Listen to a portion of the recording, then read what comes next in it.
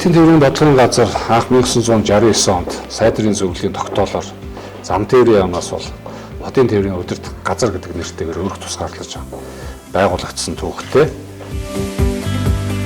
Мөн одоо нэг бие засчих явуулын нөгөө эко нойлоор шийдчихвэл манай нийтийн тээврийн салбарын жолооч нарын бас соёл эрүүл мэндэд нөлөөтэй юм уу гэж бид нэр үзэж байгаа. Тэгээ энийг удахгүй бид нар засаг даргын зөвлөлийн хурлаа дахиж оруулаад иргэдийн хурлд бас энийг өргөн барихаар ажиллаж байна.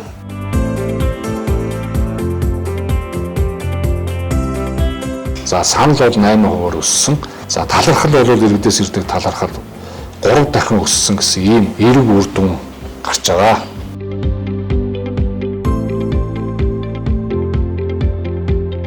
Төлбөрийн систем шинжлэгдснээрээ бол энэ орлого бол 33 тэрбум байсан бол 25 оны 12 сарын байдлаар 56.4 буюу одоо өмнөх жилүүдээс 69.9%-аар одоо орлого нэмэгдсэн.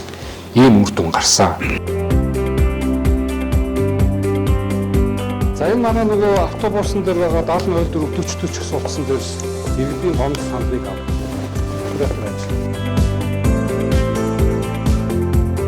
Тэгээ бид нар бол энэ дээр ингээ хараад байх нь гол биш.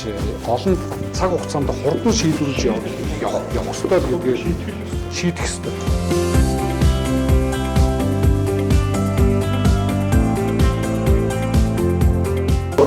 Жолооч зүйл ус харьцсан ч юм уу янз бүрийн асуудал гарвал ер нь шууд зараад энэ төлөвлөлт амын иргэн одоо цахим орчин ч гэсэн манай сайт руу цахимаар гомдол гаргаж болно.